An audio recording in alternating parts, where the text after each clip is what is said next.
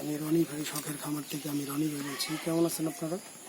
আলহামদুলিল্লাহ, আশা করি আপনারা সবাই ভালো আছেন। আমিও ভালো আছি আলহামদুলিল্লাহ।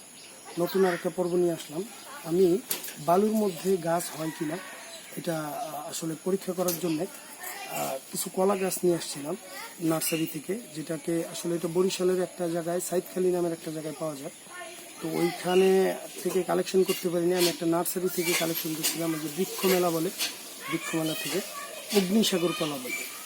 আপনারা আমার এর আগেও কলা বাগানের ভিডিও পাইছেন, ভিডিও দিছি। তো আমি এই গাছটা এখনো বড় হয় নাই, মাত্র ছোট চারা এনে লাগাইছি। আপনারা দেখেন চারাগুলি কত সুন্দরভাবে হয়েছে মাশাআল্লাহ।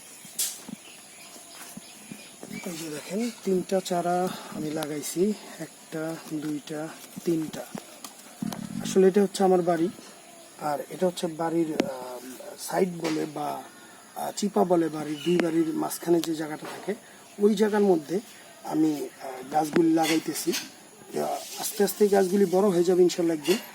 আর পাশের বাড়ি এখনো বাড়িওয়ালা আমার বোন হয়, উনি এখনো বাড়ি করে নাই। তো ইনশাল্লাহ যখন করবে ওই করতে করতে ইনশাল্লাহ এতদিনে গাছগুলি বড় হয়ে যাবে। তো বড় হইলে ইনশাল্লাহ তখন কলা আসবে। আর আমার আসলে আমি একটু গাছের প্রতি দুর্বল, গাছপালা খুব ভালোবাসি, সবুজ প্রকৃতি ভালোবাসি।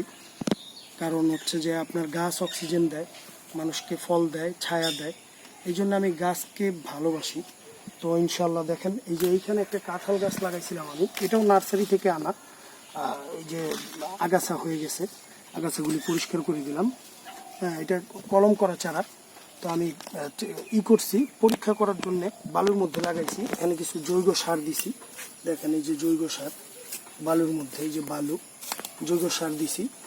যে আমি আসলে এটা পরীক্ষা করার জন্য যে গাছটা আসলে কতটুকু গ্রো করে বা বড় হয় বা কি অবস্থা দেখার জন্য। তো মোটামুটি 1-1.5 মাস আগে লাগাইছি, এর মধ্যে বৃষ্টি পাইছে, পানিও পাইছে পর্যাপ্ত মাশাআল্লাহ। আর উপরে গাছ ছিল আমার, এই গাছগুলি আমি কেটে দিছি যাতে এই গাছগুলি বড় হয়। তো আলহামদুলিল্লাহ বালুর মধ্যে যে গাছ বেঁচে আছে, আল্লাহ তাআলা চাইলে আসলে সব কিছুই সম্ভব, মাওলার ইচ্ছেই সব হয়।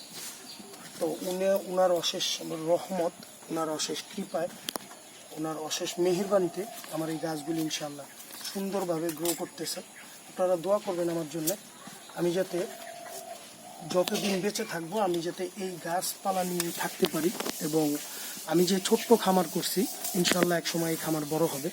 আপনাদের দোয়া থাকলে আমি আরও বেশি বেশি করে গরু কিনতে পারবো, গরু পালতে পারবো। আপনাদের দোয়া থাকবে, আপনারা আমার জন্য দোয়া করবেন এবং আমার পাশে থাকবেন, আমাকে সাবস্ক্রাইব করবেন আমার চ্যানেলটা, আমাকে কমেন্টস করবেন, কমেন্টসে জানাবেন কোনটা ভুল কোনটা সঠিক।